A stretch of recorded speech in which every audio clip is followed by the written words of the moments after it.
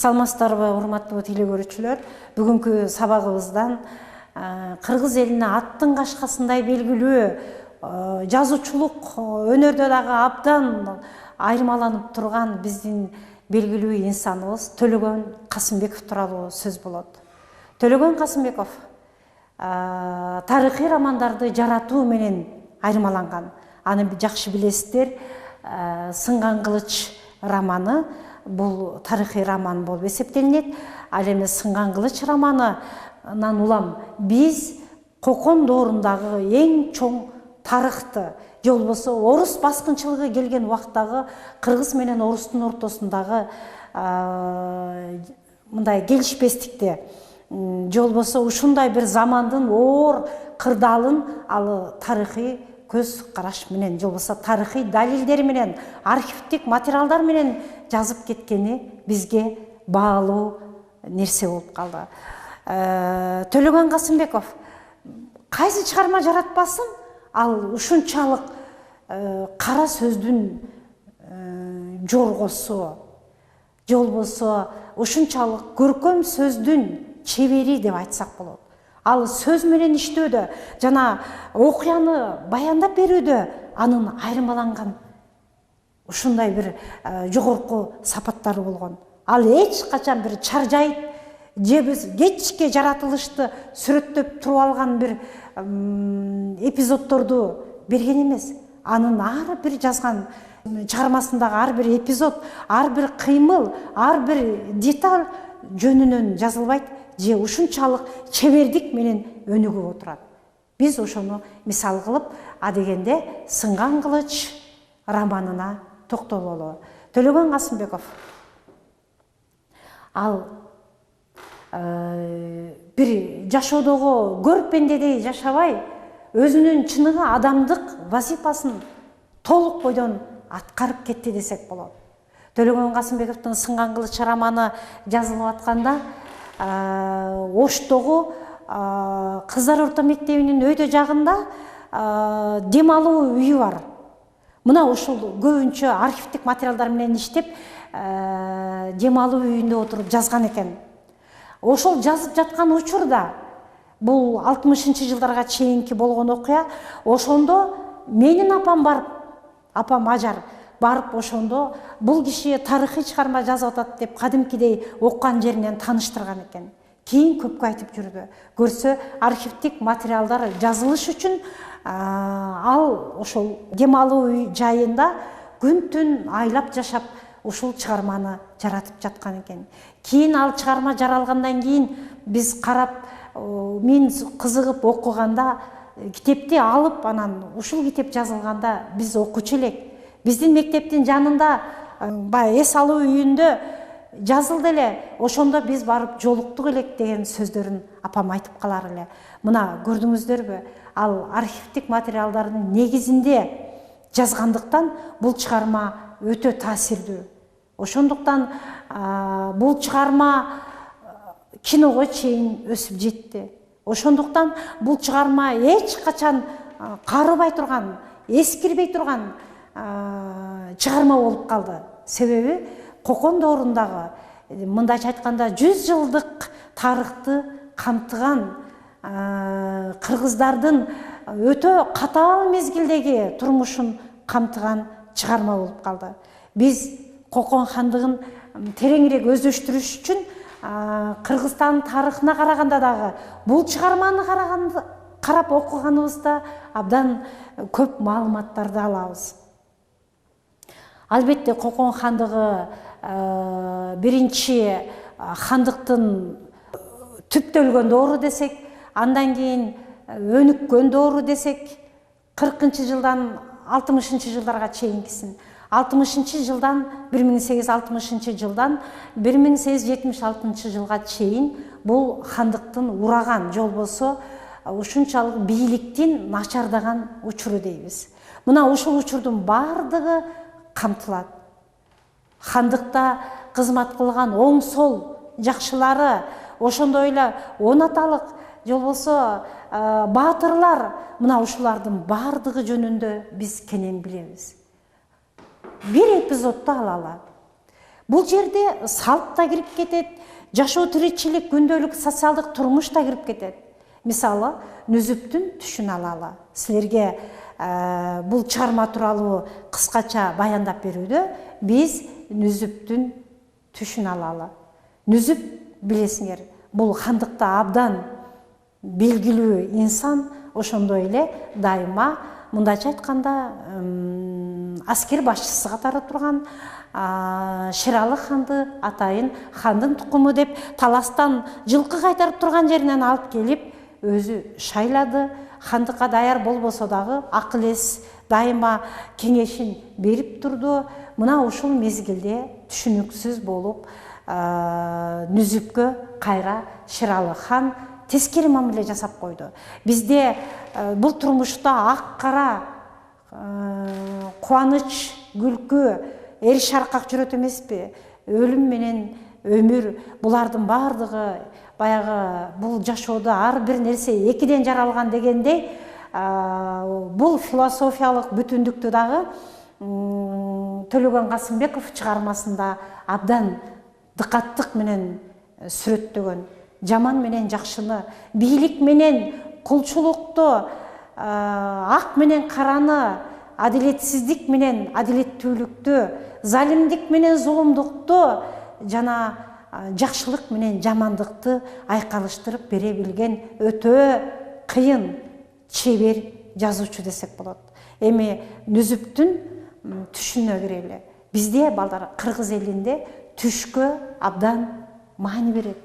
Абдан маани берет дагы, ар бир түштүн деталын, кичинекей нюанстарынан бери ал жоруганды эл билген, жана жоруй билишкен, жана ар бир аяндуу түштү алар аяр мамиле менен, эгерде жамандыкка болуп баратса түлөө кылып, жакшылык болуп баратса дагы элден бата кылып, бул түштү жоруй билген кыйын калкпыз. Мына ушул түшүндө аяндуу түш көрүп, Нүзүптүн түшүн адегенде мисал келтирип алалы. Нүзүп түшүндө ушундай бийик, жакшынакай көркөмдүү тоолордо жүргөн болот. Бир кыйкырганда бул жактын кийиги эңшерилип качат, бир кыйкырса аркы беттеги кийиктер тимеле баары убап-чубап үркүп качат. Анан ушунчалык жаратылыштын кооздугуна таң калып, анан кокусунан ойгонуп кетет. Ойгонуп кетип, атаң көрүп ушул түшкө канбай калдым деп өзү да таң калат. Жакшыларды чакырып түшүн жорутса, эч кимиси а деп дагы, бу деп дагы жакшы сөз менен же жамандык болорун дагы айта албай, жоруй албай, калчылдап бир чети кандайдыр бир кооптонуп турганда Нүзүп өзү жоруйт экен.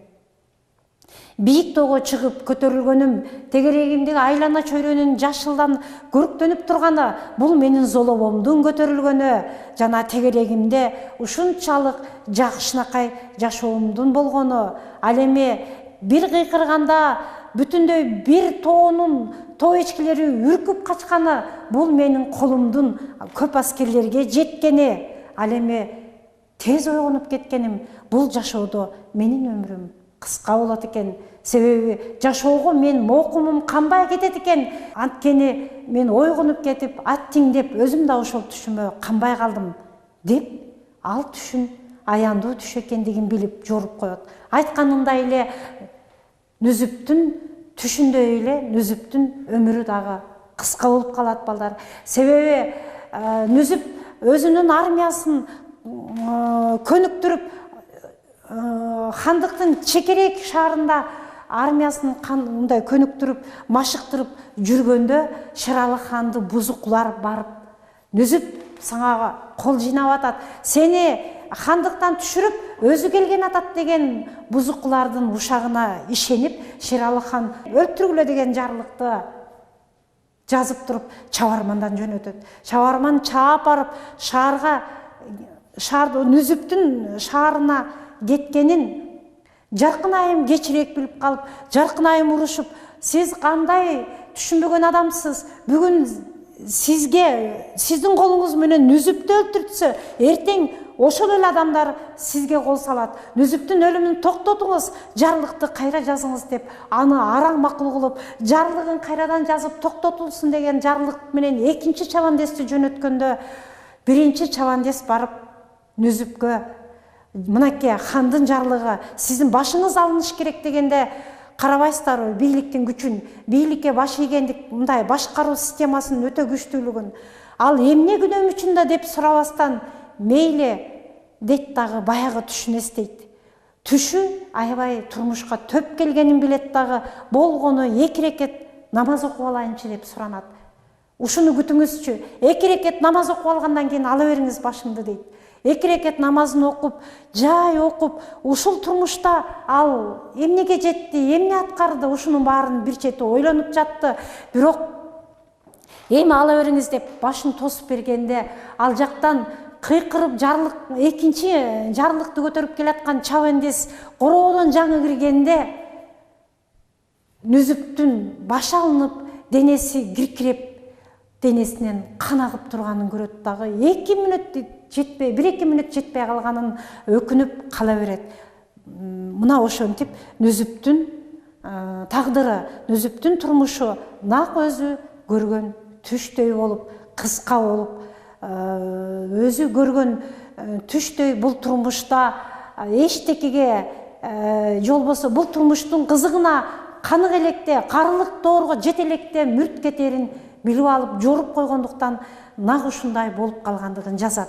Бул окуяларды жазууда, түштү берүүдө дагы Төлөгөн Касымбеков өтө бир элдик нуктагы байыртан келаткан биздин түшкө берген маанибиз, түш жоорунун чеберчилиги, түш жоорунун илимий негиздерине таянып туруп, өтө кылдаттык менен жазганын көрсөк болот. Ошондой эле бул чыгармада кыпчактардын кырылгандыгын, буудай эмес бийдай дегендин баарынын баш алынгандыгын, аларды ажыратыш үчүн бир буудайдын данын көтөрүп, бул эмне деп туруп, буудай дегендин жаны калып, бийдай дегендердин башы кетип тургандыгын, анан кыпчактардын башында турган мусулман кулду даргаскандагы өтө кейиштүү окуялар, ушулардын бардыгы адамдын дене боюн диркиреткен, окуп жатканда эле кино, көркөм кинодой элестетип турган өтө жогорку деңгээлде жазылганы көрүнүп турат.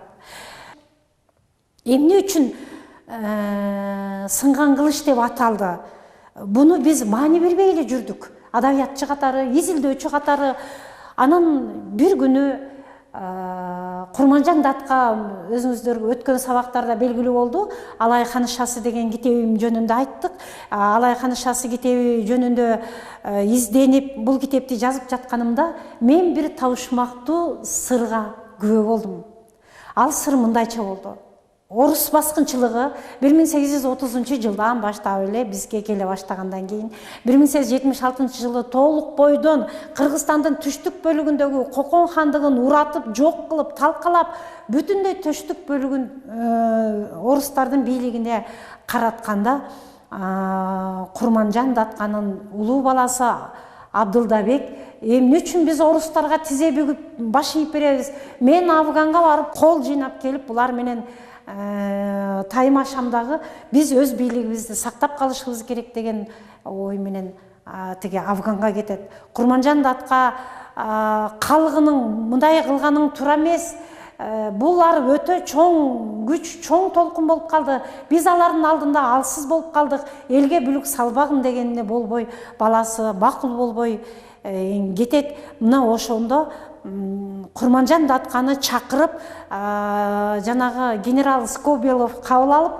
балдарыңыз мурункудай эле бийликте кала берсин, бир баласын ок атты, бир баласы алайды, бир баласы өзгөндө бийлик кылып турган, балдарыңыз ошол эле бойдон бийликте калсын. Мен да мен сизге таң калам, сиздей баатыр төрөгөн аялга абдан суктанам. Мен да сиздин бир балаңыз, баатыр балаңыз болгум келет деп Скобелев аябай толкунданып сүйлөп, анан Абдылдабек кайтсын, кайт деп айткыла, Абдылдабекке атайын кишин жөнөткүлө, келип бияктан өз бийлигин жүргүзө берсин, биз каршы эмеспиз дегенде Абдылдабекке Шабдан баатыр барат артынан. Шабдан Батыр артынан барып, алар Афгандын аркы чегарасына өтүп жашап калган учур болот. Мына ошондо Шабдан Батыр бүтүндөй Скобелевдин аманатын айтып кайтуусун өтүнгөндө Абдылдабек кайтпай коет. Жолборс жолдогон бетинен тайбайт. Мен эч качан кайтпаймын. Менин элим орустардын бийлигинин астында калабы деп дагы кейип, анан артыман келип ушунчалык неме кылганыңыз үчүн рахмат. Мен сизге өзүмдүн сынган кылычымды белек кылайын дейт экен. Мына көрдүңүздөрбү? Сынган кылычтын табышмактуу аталып калганы ушул экен. Кылычым мен сыяктуу, себеби мен орус бийлигинин алдында жеңилген жокмун, бирок кичине сындым дейт экен. Ошон үчүн ал сынган кылычын белек кылып берет экен. Ошондон улам бул тарыхый чыгарма сынган кылыч деп аталып калган экен.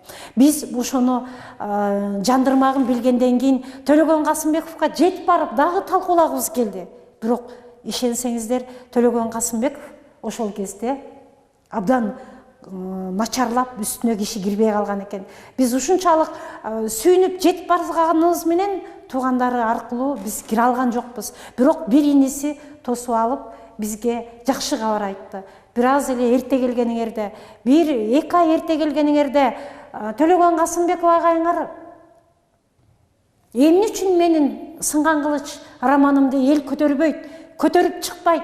Эмне үчүн мен сынган кылыч чыгармамды эл моомнтип даңазалап көтөрүп чыккан жок деп абдан кейип отурду эле. Эгерде силер буну барып талкууласаңар, ал киши сүйүнүп кетмек эле деген сөзүн айтты. Ал бизди жолдон тосуп алып, көпкө сүйлөштүк, бирок иниси ушундай жакшы сөздөрү менен кайра бизди узатты. Өкүнүчтүүсү, Төлөгөн Касымбековго биз ушул өзүнүн табышмактуу купуя сырын ачканыбызды жеткире албай калдык да.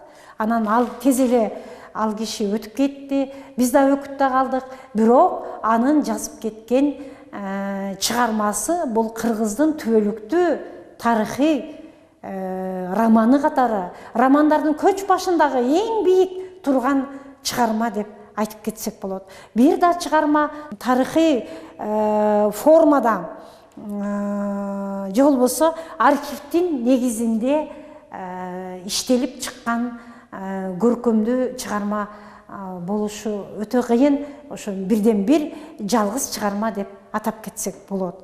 Ошондой эле Төлөгөн Касымбеков Келкел чыгармасын жазды. Бул тууралуу дастандар да бар. Келкел келгенде элге кандай кут конот, а кеткет келгенде элден кандай кут качат деген сонун дастандар жаралды. Андан кийин Адам болгум келет деген дагы бул биринчи чыгармаларынан болот. Проза түрүндөгү чыгармалары, прозалык чыгармасы. Бул дагы чыныгы айылдагы жөнөкөй жупуну турмуштан алынган жана ушунчалык реалдуу чындыкты сүрөттөй билген чыгарма болуп калат. Ошондуктан биз Төлөгөн Касымбековдун ар бир чыгармасы биздин китеп текчебизде баалуу, ушундай асыл баалуу биздин байлыгыбыз катары дайыма турушу керек. Себеби биздин руханий дөөлөтүбүздү толуктоочу, руханий байлыгыбызды дайыма азыктандырып туруучу чыгарма деп айтсак болот. Урматтуу телекөрүүчүлөр, сиздер бүгүн Төлөгөн Касымбековдун тарыхый чыгармасы Сынган кылыч романына токтолдук. Бул романдан бир аз мисал келтирдик. Ошондой эле кийинки эки чыгармасына дагы бир аз токтолдук. Төлөгөн Касымбеков кыргыз адабиятынын жанып турган чолпон жылдызы. Төлөгөн Касымбеков көркөм сөзүбүздүн, көркөм дөөлөтүбүздүн өтө жогорку чебери деп айтсак болот. Ушуну менен сабагыбызды аяктайбыз. Урматтуу телекөрүүчүлөр, сиздер Төлөгөн Касымбековдун чыгармачылыгы же Сынган кылыч тарыхый романы тууралуу уктуңуздар. Кийинки сабактан жолуккучакты саламатта болуңуздар.